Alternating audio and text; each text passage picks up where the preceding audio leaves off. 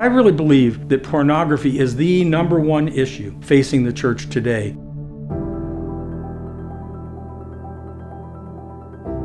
For over 30 years, we've seen pornography addiction go up. Now, 4-year-olds and 5-year-olds are on the cell phones and they're downloading pornography, and it's hurting them earlier than ever in world history. And it sets them on a trajectory of life that is harmful to them. They feel defeated, depressed, isolated, and they're frustrated and confused as to why their relationships aren't fulfilling. It's only going to escalate because our children are being groomed to be sexual abusers themselves. One of those examples would be a little girl who was exposed to pornography at a neighbor's house when she was around 6 years old and began to act out sexually on her infant sibling. It escalated to the point that she was stealing iPhones from other parents' and teachers' purses at school, and they would continue to find her acting out with other children. So that was one case that was extremely disturbing because this little girl was sitting on my couch, her feet weren't hitting the floor, and she was saying, you should be able to have sex with whoever you want to, whenever you want to. I don't see what the problem is with pornography. We know there's an epidemic of child-on-child sexual abuse, and we know it's being triggered and caused by hardcore pornography coming into almost everybody's home. And 80% of pornography today contains some form of violence. The 8-year-old boys are learning, this is how I treat women. And the 8-year-old girls are learning, this is how I'm supposed to be treated. That's their sex education. That's what's going on in your churches. And I believe that if we could free the church from the bonds of pornography, it would let loose the message, the gospel of Jesus Christ.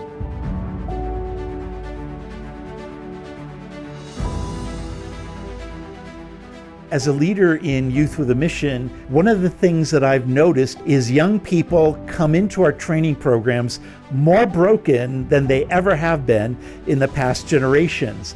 The number of sexual relationships outside of marriage, the amount of sexual abuse, the number of rapes, and the gateway drug that leads to all of that was their introduction to porn at a young age. Young people who get addicted to porn are demotivated to give their lives in service to Christ. That has led to a decrease of the American Mission Force by 32%, and it's damaging the growth of the kingdom globally.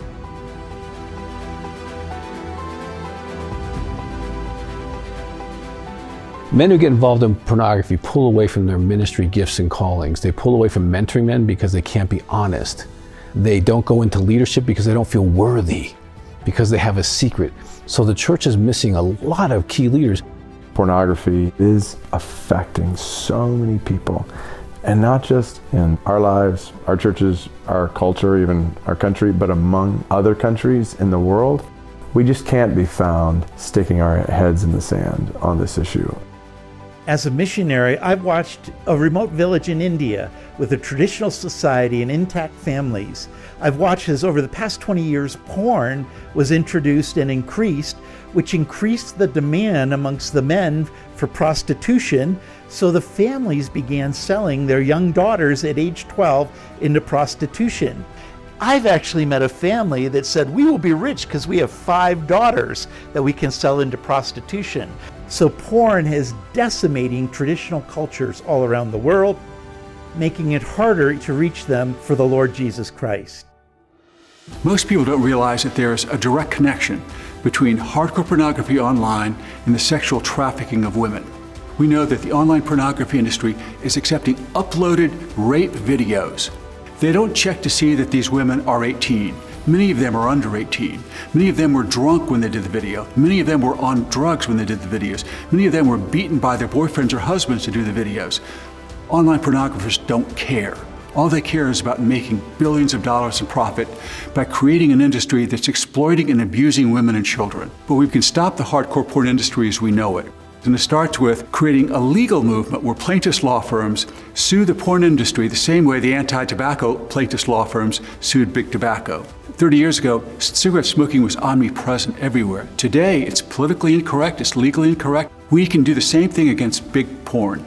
Much of the pornography available today is actually not legal under existing U.S. laws. U.S. federal law, already upheld by the U.S. Supreme Court, prohibits the distribution of hardcore pornography on the internet, on cable and satellite TV.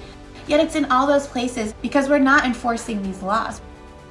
The majority of pornography is not protected by the First Amendment. There's an urban myth that you can't do anything about hardcore pornography because it's protected by the First Amendment. That is a myth. That is not true. Any more than yelling fire in a crowded theater when there's no fire. What if I say to you, give me your wallet or else? And you say, well, I was engaging in speech. That's protected by the First Amendment. No, that's a criminal act. Well, you should think of hardcore pornography in the same way. The Supreme Court divides up pornography into two entities, softcore pornography and hardcore pornography. Softcore pornography might be just waist-up pictures, whereas hardcore pornography shows sex acts. What the Supreme Court said is hardcore pornography is not protected speech. Free speech does not affect that. The 1986 Commission on Pornography recommended that the Department of Justice create a child exploitation and obscenity section. They had a 90% conviction rate. They brought in over $100 million in fines. They were putting hardcore pornographers in jail. Well, in about 2012, there was a case of obscenity in the city of Los Angeles, and the jury convicted. The defense attorney, after they lost the case, said, well, this will be reversed in the U.S. Court of Appeals for the Ninth Circuit. The Ninth Circuit unanimously upheld the conviction. So if you can win cases out there for the Ninth Circuit, you can win them anywhere. It's just that the Justice Department since then hasn't been motivated enough to bring prosecutions. Top officials at the U.S. Department of Justice told us that they would enforce federal obscenity laws if they just knew that the general public wanted it. Are we going to stand by and allow this to continue? We can't. We have to demand that the infrastructure that holds up the pornography industry be torn down. We have to demand that our laws be enforced. If our laws were enforced even just a couple of times over the next year, we would see a significant reduction in the type of pornography and the amount of it being produced. We have the opportunity to speak into laws, to speak into how those laws are upheld, and to the extent to which we have that opportunity, we should be stewarding that opportunity for the good of all people around us. And as a pastor, I think this is part of my role, the role of every pastor, like protect the flock. And then I think about even just in my home, as a husband, as a dad, as a man that God has put in my home for the protection of my home and for the protection of others. Like, I want to work, and we should work to protect others. That's, again, getting on the other side of this to where it's not just guarding against this in my own life, but actually protecting others. It would excite me if the church would stand up and really protect women that are in pornography, protect our teenagers from being destroyed, protect our marriages from being destroyed.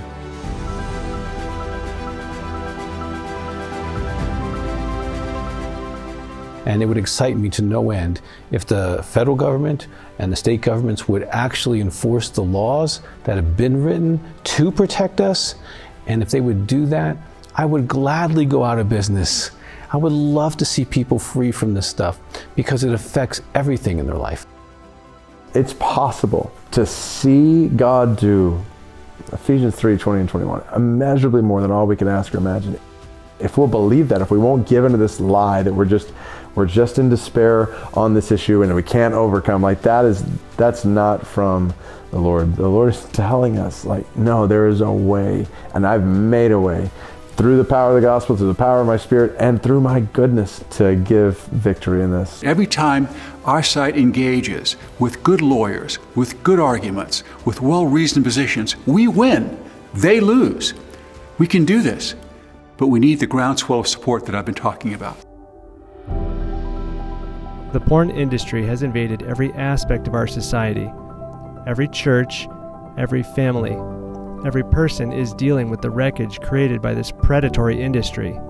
We can't stand by while it's destroying marriages, stealing our children's innocence, and exploiting the most vulnerable among us.